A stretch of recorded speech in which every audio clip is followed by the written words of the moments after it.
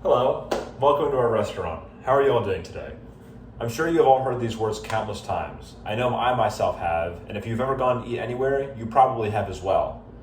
One of the things that I happen to do in my free time is I happen to be a waiter at one of the local restaurants here in town known as Mountain Jack's. I've been working at Mountain Jack's for about 3 years now, and over my time there, I have learned what it takes to be a successful waiter. And there are a few key points that I want to tell you about in order to be able to succeed if you ever decide to be a server. The first thing that you want to remember is to smile. Very easy, right? It's not that hard. However, this can have a huge positive or negative impact on your first initial interaction with the customer. In a research article written by Tobias Otterbring in April of 2017 in the Journal of Service Management, research found that a smiling versus a non-smiling employee had a significant positive impact on overall customer satisfaction. The second thing to do is to use food descriptors, such as adjectives and nouns, to try and describe the quality of the food in the hopes of trying to upsell your product. Research from McCallum Lynn, in a study that was published in January of 2016 in the Journal of Food Service Business Research, found that the number of adjectives can affect the expectations of quality and taste, whereas the number of nouns resonates more with quality. The third thing to remember when you are serving a customer is to make sure that they feel as if they are the most important person in that restaurant.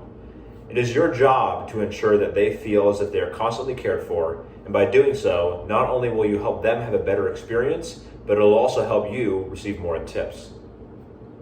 The end goal of this presentation is that you are able to know how to effectively serve as a waiter or a waitress within the restaurant setting. Before we get started, though, there are a few things that you will need. First off, you will need a restaurant. That is a very important key if you are going to be serving as a waiter or waitress.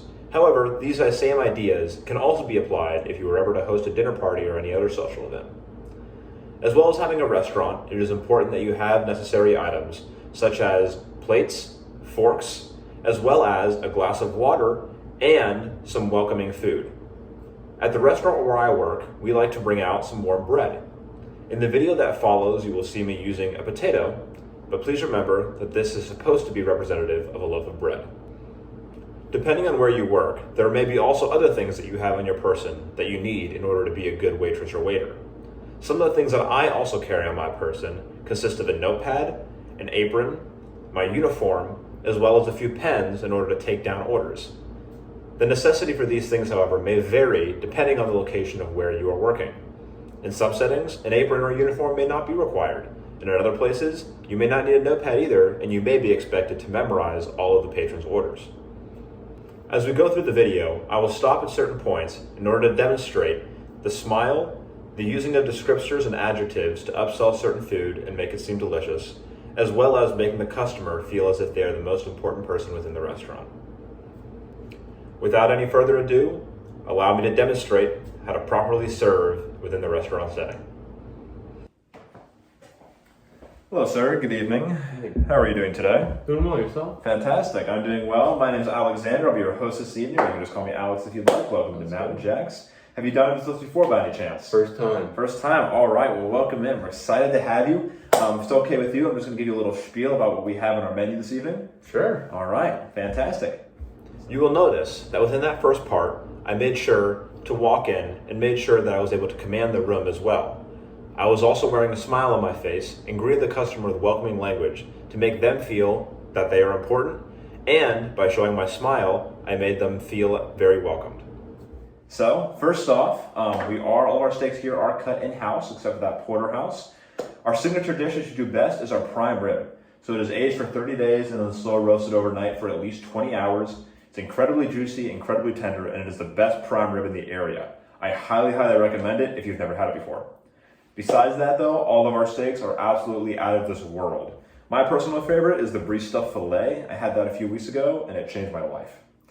Other than that, the baked walleye is the best fish dish that we have in-house. Most people would think the salmon, but it's actually the walleye.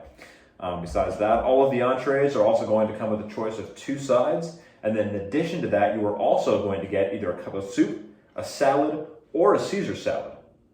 The soup that we have this evening is a beef and noodle soup. It is incredibly delicious. It has a beef, some noodles, some red onions, some potatoes as well.